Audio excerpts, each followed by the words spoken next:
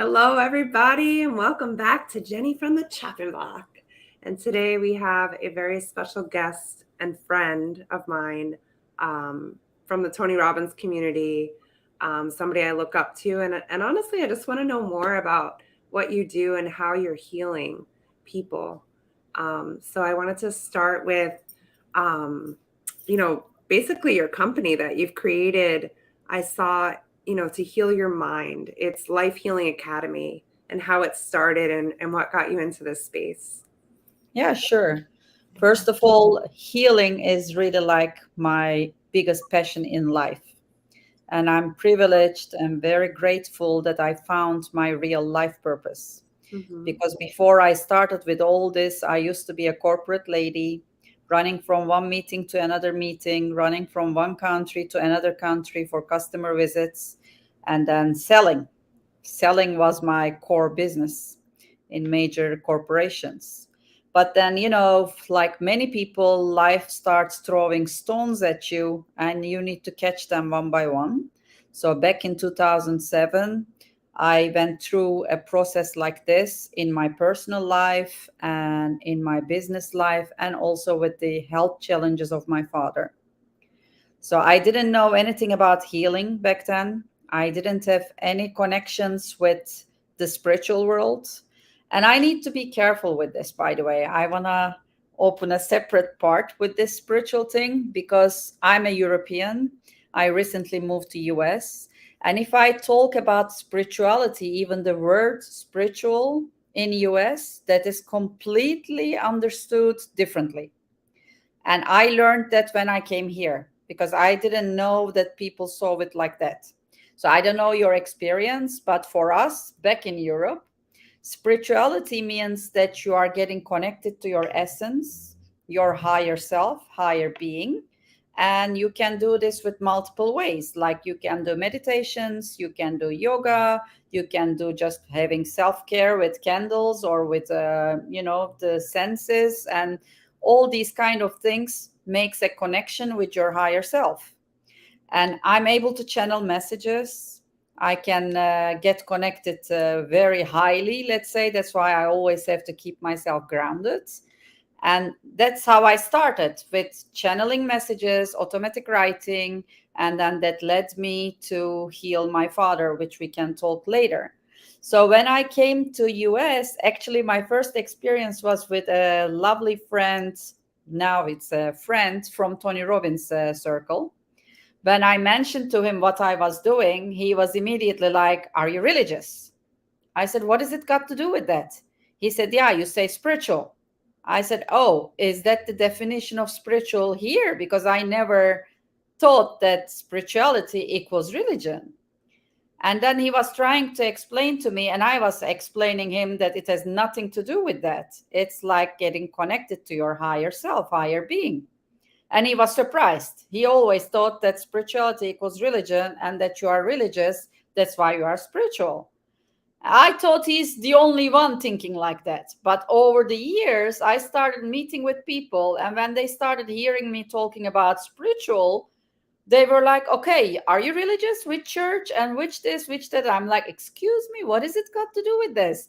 What is it with you guys? Spirituality does not equal to religion, has nothing to do with religion, actually.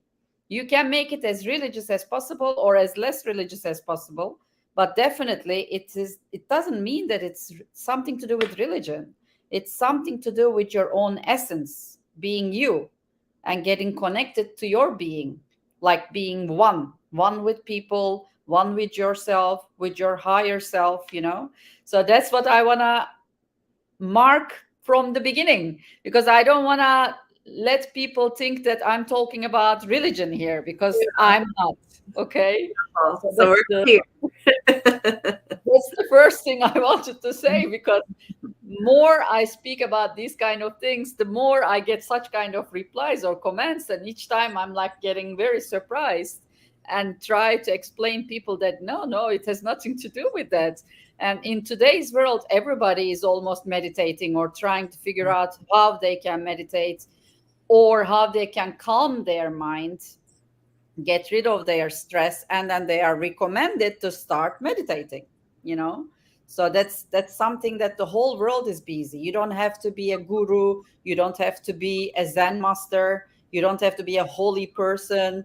Even a businessman is meditating, or it's advised that they meditate from Mhm. their hectic business life to calm their mind. So before continuing, I don't know if you want to ask something, I can talk forever. Yeah, no, I wanted to ask. So I've noticed, like within the surrender experiment and just different um, social circles, sometimes for those people who are new to meditation, what would be like a suggestion for them to get into it? Yes, I Yeah. have a perfect suggestion for that, because I train so many people and I advise people with hectic mind that they should try to meditate. When people talk about meditation, they think the Asiatic world, the Eastern world. And then when they think about that, they just have the vision of all these Zen masters sitting hours and hours without moving, in a certain position, and just closing their eyes and disconnect. So this scares so many people, especially people who don't have any patience. And many people don't have patience. So I tell people meditation doesn't mean you have to sit in a certain position for hours and hours doing nothing, because this is very difficult, especially for the people who are starting new. Yes. When you start meditating or calming the mind with whatever you do, number one thing that will happen to you, the thoughts will start striking. So the thoughts will be like, even what will I cook tonight? Who is going to pick up the kid? Oh, I have that payment to make. So the thought starts attacking you. So what I say, just 5 minutes in those 24 hours of the day, close your eyes, tell yourself, this is me time. Mhm. I don't want any interruptions. I don't want anybody coming to me or calling me. I give this 5 minutes to myself by closing my eyes and resting. Mhm. This is meditation. Mhm.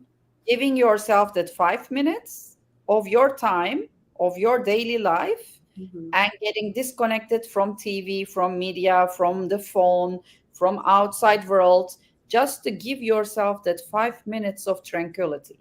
Mhm. And then maybe when you do that, the mind enjoys it Oh yeah. and feels like, oh, this feels good. And then I say, okay, try it for a few days, 5 minutes, and maybe 3, 4 days later, you make it 7 minutes. And then maybe next week you want to try 10 minutes, and maybe you will like it. You don't have to sit, you can sit, just lay down and close your eyes. It doesn't matter how you do it, but give that time to yourself. Mhm. So they say, if we don't have 5 minutes for ourselves, we don't have a life. Yep. We need that. We need that moment to connect to ourselves and just get rid of all the hectic world outside of us and rest. So Mhm. this is meditation. Beautiful. And if you want to continue with it, there are thousands of ways of meditating. If you want to take it to the serious level, like I did 2 years Zen meditation, I went to a course for 2 years. And it was so difficult because we had to sit in a certain position. Very strict, And, right? Was it Zazen? sorry, Was it Zazen? Zazen is the walking meditation, but Okay. with Zen, they teach everything, and Zazen is part of it. Okay. But they have tea ceremony. Like tea ceremony in Zen meditation in Japan, they go to school for 4 years to learn a proper tea ceremony. It's Beautiful. crazy because it's all about mindfulness. Yeah. While you are making that tea, you disconnect. The only thing you have is the tea bag or the tea leaves and yourself, nothing else. Ask you while we're on this topic because it came up in our surrender experiment about like doing something you're so passionate about. Like for me, when I cook, it's a form of meditation because I Mhm. don't think about anything. It clears my mind. Or my Yes. friend Pawan, who takes photographs, and he feels like that's a form of meditation. Is there something to that? Yes, of course, because that's sort of mindfulness. When you are busy with something you love, it's just you and that thing. Mhm. It's like with me, it's me and the healing session. I forget the world. The world stops around me. I don't even feel like there's something else outside of that moment. So Mm-hmm. that's why with the Zen training, either preparing the tea or walking in the room or cleaning something up, because they let you do everything, right? We are cleaning behind people, we are taking the shoes of people, we are doing everything. So there is no ego involved. You cannot say, what the heck, I'm not going to wash the dishes. What the heck, I'm not going to touch somebody else's shoes. No, you do everything. But it's just that thing and you, nothing else. Mm-hmm. And then, like in terms of Zen, you don't close your eyes completely because they don't want you to fly away. They also want you to ground. So your eyes are half open. You are looking at the floor. And that's even that is difficult, you Mm-hmm. know? So you don't have to start with all these strict things, but just closing your eyes for 5 minutes and being with yourself in those minutes, that's already meditation. And that's Beautiful. what I recommend to all my students. Mm-hmm. And they are like, oh, we never thought like that. Oh yeah, we thought we have to sit, with those yogi legs and half an hour. We didn't know how to stand there half an hour long. I say, no, no, none of this. Just give time to yourself, nothing else. Beautiful. So I know your dad was a huge inspiration after his paralysis to show you like you had this ability to heal, right? You were pretty Yeah. young when that happened. What? Not very young, but that was about 2007. So it's exactly 15 years finished by now. Yeah. But I just turned last week 49. So Ooh. at the end of 33. And I'm addicted to 333 because it's the number of ascended masters. So that's when my journey started. So indeed, my father's illnesses put me to a complete different path, which I didn't know that it exists within me. And then I started praying because I needed help. I couldn't do it on my own. Then, when you are being challenged, you are challenged for a purpose, then you want higher power. I don't care what you call that, but it's outside of ourselves. So I started praying for help. I was so hopeless because I lived in another country, they lived in another country. It's not like, okay, let me drive to my dad and see how he's doing. You'll feel like you are stuck and he has pain and you cannot do anything about it. You just basically go crazy. And I think daughters maybe are more sensitive versus sons, like women have this motherhood within themselves and you want to hug everybody, help everybody, that feeling of motherhood within you. Either you have a kid or doesn't matter if you don't have a kid. So I started doing all kinds of things like crystals, channeling ability I didn't know I had. That started flowing. I started writing automatic writing and I ended up being in the angelic world. First courses I did was actually angel courses. I started doing tarot readings. So I did all of that. Later on, I figured out that actually it was in my family, but nobody discovered that gift. People knew that, oh, my grandma knew everything, but they didn't know from where, how. So it was my path to discover. And my father, I'm very grateful to this moment because he died already 6 years ago. He suffered to open this path to me. Oh. So there's always a divine timing to everything, and everybody has a divine purpose. Some people discover it, some people go away without discovering it. But in this case, my father was chosen, let's say, to open up what I had within me, which I was blind not to see. So I will fast forward, What's your not to father's take too name? much. Huh? Your father's name? Nejat? Nijat. Beautiful. Yes. Thank you for Thank sharing. you.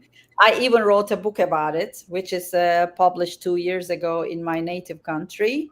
So, yeah, he opened this path to me, and eventually he was paralyzed. I have to tell this part, I think.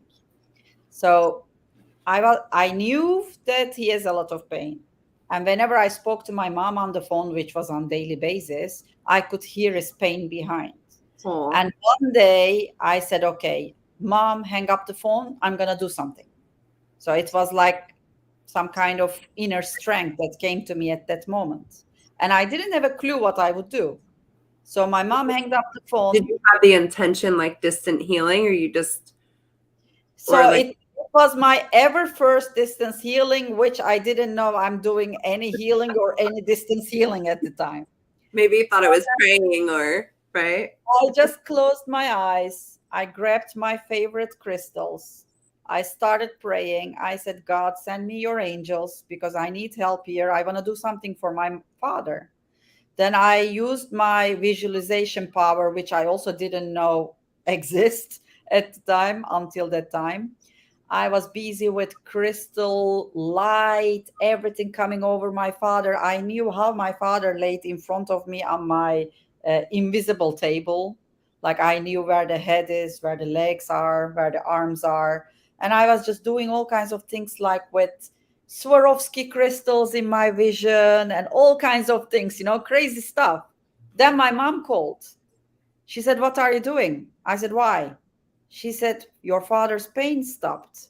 I'm like, "What did I do?" I didn't have a clue. I'm just trying to do something to be helpful. And then she said, "He has a message for you." I said, "What is the message?" "Keep on doing whatever you are doing because it's helping me."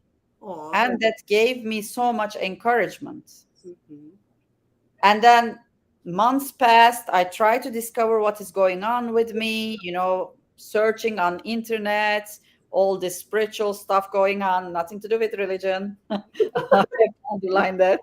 So that eventually I started learning some things. And one day I called my father. I said, "I'm coming over there and I'm going to make you walk," because he was a very powerful man. He did boxing as a hobby.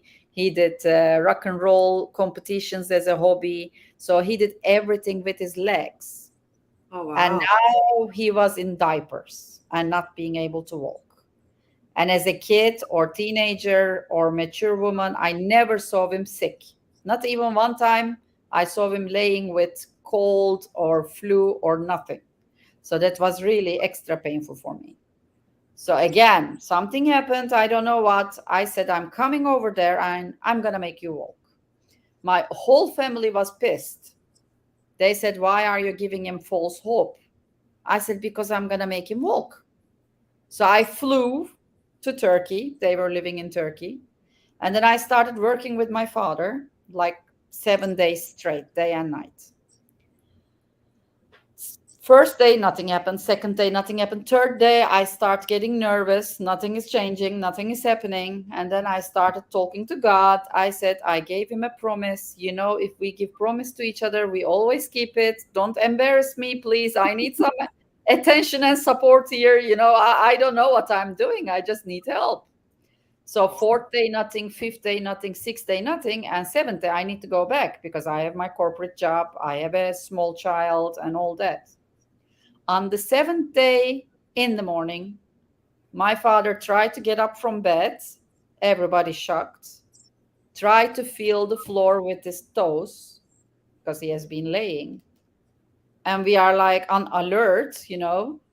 And then he did like this. He was really like a macho, tough man, half Greek too. So we said, okay. And he got up from bed. He tried to walk to the hallway. And literally, I'm like this, like this. And then my mom is watching. My nephew is at home. He's watching. He walked through the hallway, through the living room to the balcony. They were living on the fifth floor and screamed to all his neighbors, saying, "My daughter kept her promise. I oh, came here myself." And I burst into tears. I said, "This is a miracle for sure." For sure. It's very emotional. oh. And I said, from now on, I will do everything in my power to help people. If it is healing, if it is financial support, if it is just a simple praying, whatever it is, I don't want anybody to suffer if they are around me. Hmm. And since then, I keep my promise. I have helped thousands of people in the last 15 years, worldwide, internationally, because I discovered I could do these things via distance as of Mm-hmm. from my ever first session. Mm-hmm. Then the journey continued with following any kind of training I could find. And now I'm teaching my own healings too internationally. Beautiful. Yeah. So what does that look like going from realizing you have a gift, helping thousands of people heal, and now teaching others how to be that light? First of all, it's very, very beautiful. And in my last corporate job, they really, I mean, divinely tried to kick me out of there big time. Just, things started shifting and changing because in my core I want to leave. But like many people, that's why I can feel so much from people, and I try to help them in the way they need because of my intuition. The heart wants to leave, but the mind says, because we are stuck in our analytic mind, hello, you have bills to pay. How are you planning to do that? You know, you can just leave this door, but at the end of the month, you have to pay those bills. So each time you change your mind and you stay, each time you change your mind and stay. When you don't give the decision which you should be giving, then the divine takes care of it. If we don't listen, our Mm-hmm. higher self and the messages coming in, then the divine makes sure you listen to them. So Mm-hmm. in the end, everything happened and I got rid of that place, or they got rid of me, both ways. Mm-hmm. And then I started doing this full time. And the more joy I received from this, the more I wanted to share, because I was having all these amazing testimonials from people who were changing their lives. Mm-hmm. And then I channeled that I need to teach, by the way. It didn't automatically happen by itself. So things happen to me when I'm very upset, when I'm very sad, when I'm crying, then things happen to me divinely. So one of these days, back in 2017, I was crying like hell sitting in my bed. And then I heard the voice: you have to teach how you are healing people. And I was like shocked. And I said, how? This is not mathematics. It's Mm-hmm. not like 2 + 2 = 4. How the hell will I teach this? Mm-hmm. And then they said, you know how to do it. Just remember how you healed your father. And the voice disappeared.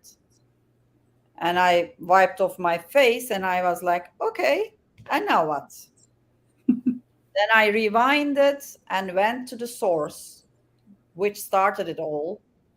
And all the trainings I have followed myself, whatever was helping me at the moment from those trainings, and the experiences of people, and I collected it into a training. I give even maps and everything during the trainings. And it's very different than anything because I'm not channeling, hey, Harpreet, Hi, Effie. she worked with me in a healing Really? course. I didn't know. Yeah, many people actually from our circle. Oh, So, amazing. yeah, that's how I started teaching. And when I see that happiness and surprise in people's face throughout those courses, because in 2 days time I do these ones live. The one that Harpreet learned is online. So when you see people, but he moved his hands and she blinked her eyes, and how is this possible? And I'm like, because healing is simple. It's people that makes it difficult. We make everything difficult. Actually, life is simple, we make it difficult. Mm-hmm. Like Dr. Wayne Dyer says, Oh, when you um, change the way you look at things, the when you things change you your look at thoughts, will change your change. life. Yeah. You Yeah. know, it's all about how we see things. And this is the same for our analytic mind and how I heal the mind mentally. Mm-hmm. So there's so much to talk about. I just been thinking about, I don't know why identity popped in my head, because it seems like how did you shift from, like, I remember you mentioned like your business self who was like in high heels and very Mm. professional, and then you shifted into your true calling. Like, how did your identity change within that? Well, actually, in your core, you don't change. You are still the same person as you are. Hmm. The ego can be a problem. Ego sometimes help us positively and sometimes help us negatively. So when I started doing these healings and becoming spiritual, not religious but spiritual, getting connected with my higher self, meditating more and having more self-care and me time and all those kind of things, then you can channel even more. You need that silencing of the mind to be able to hear your higher self. So I started doing all these things, but it was secret. I have two Facebook accounts. My first Facebook account was for family and friends, and I didn't want anybody to know that I'm busy with these kind of things. I didn't want anybody to know at work that I'm busy with such kind of things because people have opinions. Hmm. People are judgmental, and I Hmm. didn't want to go through that. I just had this conversation like an hour ago. Hmm. I can imagine. So I Hmm. started being very zen, just organizing meditation classes, organizing healing classes, and talking about angelic world and spirituality and all that kind of stuff. But my egoic analytic mind was saying, is this it? You know, is this it? Are you going to continue your life being om, wearing white and having wings and fly? You know? And I knew many people that knew me closely from business world, being knowing me as an ambitious businesswoman, would judge me for sure. So I said I need to put something on top of this, because I don't want only spiritual people to listen to me, but I also want regular people to listen to me. I should be able to convince them and find a way that they don't need all this hocus pocus kind of thing, because that's what they consider. Even my own daughter used to say that to me. Don't do hocus pocus to me. It's not hocus pocus. It's a power we have inside of ourselves. For everybody, it's the same. I said, okay, what else can I do? I ended up with Tony Robbins. And because of Tony, I ended up with Richard Bandler and learned NLP from him. Beautiful. Okay. And then I did Les Brown because I wanted to talk to masses and learned motivational speaking from Les Brown. Then I learned leadership from Robin Sharma. And then I learned the amazing 4 questions of Byron Katie, which you want to talk about. Yes, please. And so many other great, great, great teachers. And this year has been very special for me, actually. It was my second breakthrough because I had an armed robbery this year in Miami. Oh, wow. 2 guys attacked me with guns. Oh my So that was gosh. my lessons are quite intense in life. They are not light ones, heavy ones. Because 4 years ago, my daughter almost died in a motorcycle accident too. So they are quite heavy ones to change my levels, I believe. So when I had this armed robbery this year, first of all, the date for the ones who are interested in dates was 22nd of 2nd, 22nd. It was just the portal was open for the Mm-hmm. ones who are interested. Mm-hmm. And the night before I experienced that. And when I experienced that, I was having a trauma training with a well-known psychiatrist from US, Dr. Amen, the owner of Amen Clinics. So you are having a trauma training, and higher power says, first go through the trauma yourself so that you know how people feel, then you can help them. So I always had to learn those things by going through myself. Mm-hmm. And then I trained about brain health, mental health, all those things with him, and became a brain health trainer too. So this is all I have done so far and helping So, out people. can you tell us a little bit more about the brain health? And like, what's the difference between brain health and mental health? Yes, of course. So what Dr. Amen says, I don't know if you know Dr. Amen. He's the owner of Amen Clinics in the US, and he does these brain specs. So you I've can go seen, to his I've seen him. Yeah.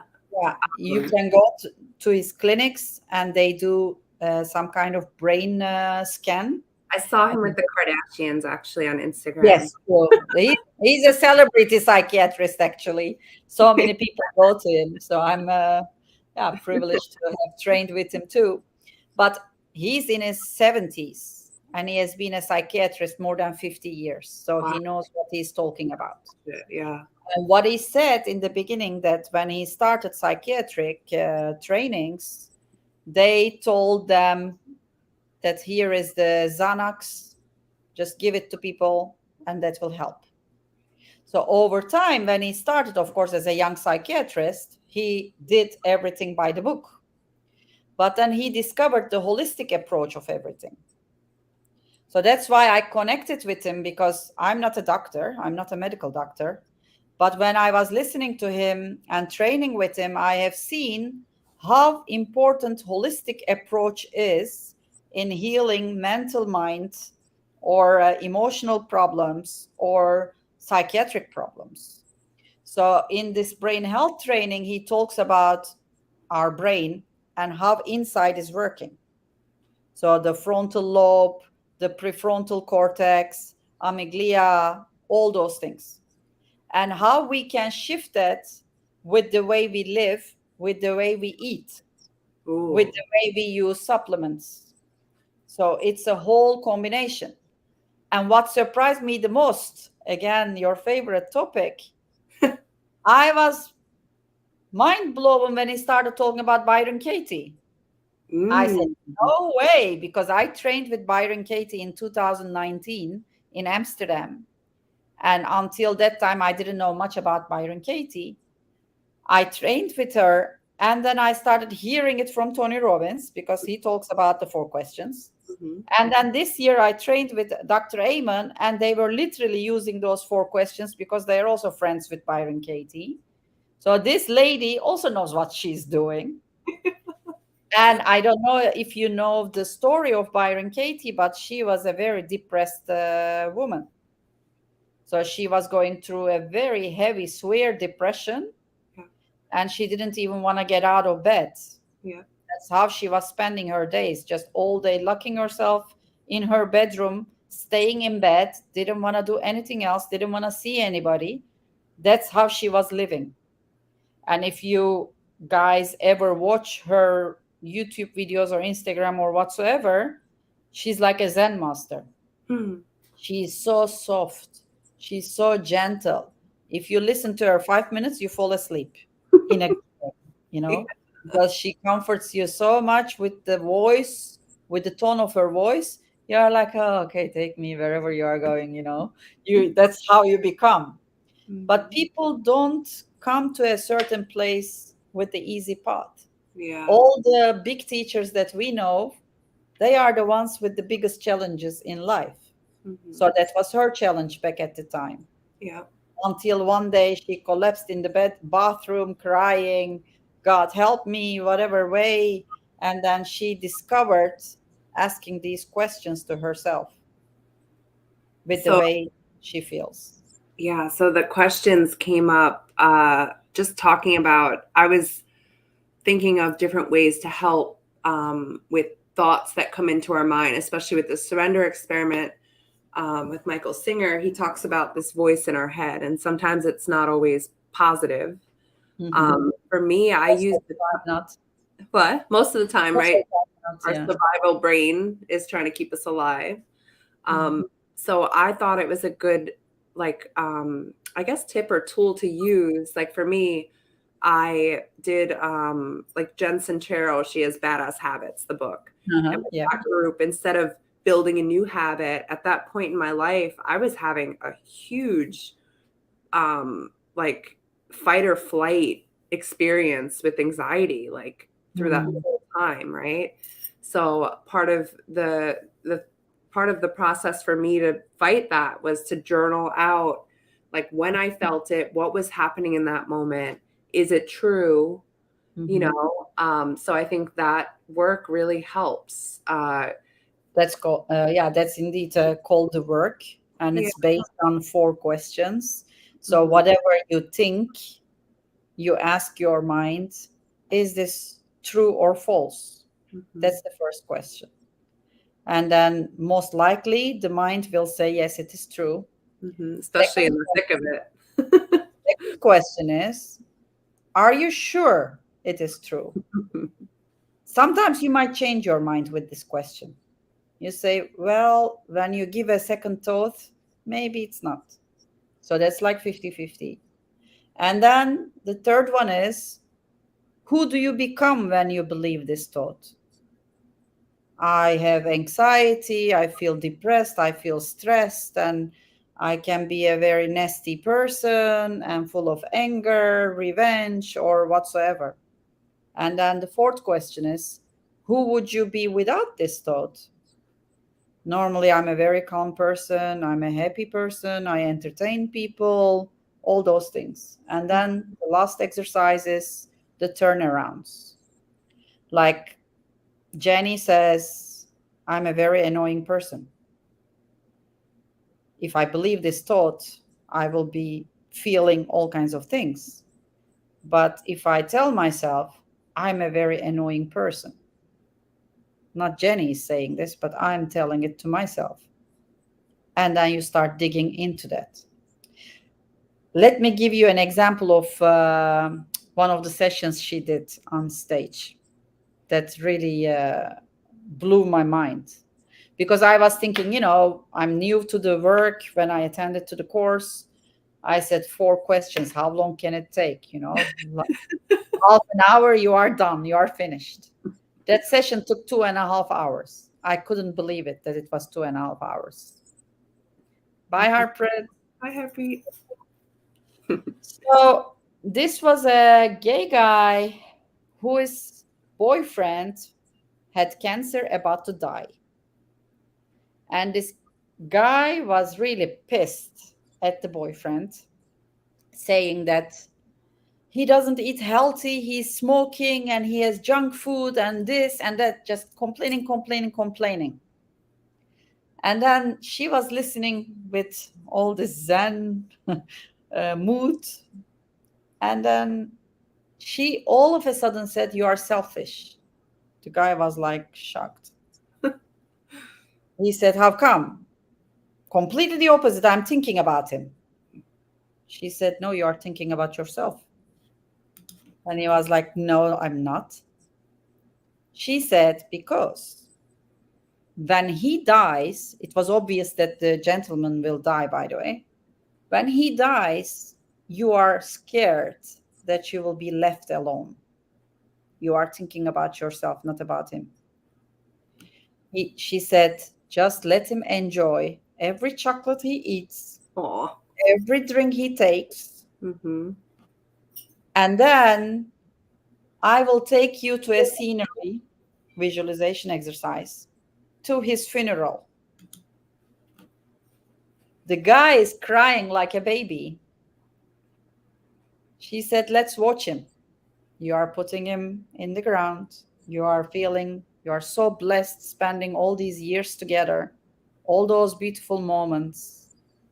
And in the meantime, you are hugging your new partner Aw. who you met. And you are thanking him for all those years and experiences, memories you shared together. Mm-hmm. And you are ready to start a new life with a new partner." We were all crying. I Oh. mean, this was 2.5 hours long, so I tell it in 5 minutes. But I was flabbergasted. I said, "How did you come up from that to this?" But that's a All, huge lesson. And yeah, that's some of the all best these, advice you could give is it's not about you, right? That was something exactly, I needed exactly, to hear in a moment of trauma. It's not about us. Like, what about exactly. the other Now, person, right? if I think about something, I ask myself, am I being selfish here? Am I thinking this way for myself or for that person? So Mm-hmm. all these things are raising your awareness in Mm-hmm. life. Beautiful. So I wanted to ask you just quickly about the brain health stuff. You mentioned food, and that's a big topic that I love. Was there something you could share with us that promotes good brain health that you learned about, like for new? Um, I just want to say something quick because that's a fact in US, since I'm living here for the last 2 years, going to the supermarket. He says when you enter to the supermarket, go all the way to the back because that's where the good stuff is. The perimeter, right? He says when you enter, don't stay in the middle of the aisle, in the middle of the supermarket. That's where all the bad stuff is. Mm-hmm. So you have to walk in the back where fresh stuff is, fresh vegetables, fresh fruits, nuts and seeds. Mm-hmm. So it's like common sense. Junk food is not good. He said with sugar, maybe that's a good tip for everybody here. They made a test with mice and they let the mice taste sugar and cocaine. And after a while, they opened the gates and they put sugar on one side, cocaine to the other side, and the mice went to the sugar. It's that addictive, worse than cocaine. And anything we eat unhealthy has sugar in it. And sugar is making your brain shrink, making it smaller, losing the functions. So you don't want to put poison in yourself. Mm-hmm. And he also says people think about having fake eyelashes, silicones, Botox lips. Nobody is thinking about Botoxing their brain. Nobody thinks about their brain, because we have that brain and we think it's going to last forever and be healthy. But we need to be cautious with what we put in our body. Avoid sugar. Make sure, have the awareness what is in those packages. Anything that lasts long on the shelves is poison. It's so simple. Mm-hmm. If you see that bread can last 2 weeks and the soup can last 1 year and this and that can last so many months, that's poison. You don't want to put poison in yourself. Mm-hmm. So his number one thing is sugar, and then all kinds of healthy tips, like for Alzheimer people, for anxiety people, for Yeah. depressive people. They are all different types of food that they should be avoiding or eating more, and definitely supplements, and as much as vegetarian or vegan, not chemical supplements. That Mm-hmm. we gotta pay attention what is in those supplements too. Beautiful. Yeah, that's such a big part and something I'm passionate about, like the effects that food has on us, like our mental health, our physical health, Absolutely. everything. I don't think we Absolutely. realize sometimes like how much that could affect us. Um, Absolutely. and I just wanted to ask you one last question. For those of you who are on now, I'm also doing a podcast with Glenn after this. So if you want to hang tight for the next hour, there's going to be a lot of good stuff coming. But I wanted to ask you, I want to hear more about Tony because that's where we met. And I also wanted to ask about your how business is a spiritual, not religious game. Anthony's excited for this too. I actually met him at my first date with Destiny that I'm serving for this coming week, which I'm excited about. But I would love to hear more about how you found Tony, how you feel business is a spiritual game, because that's something he says.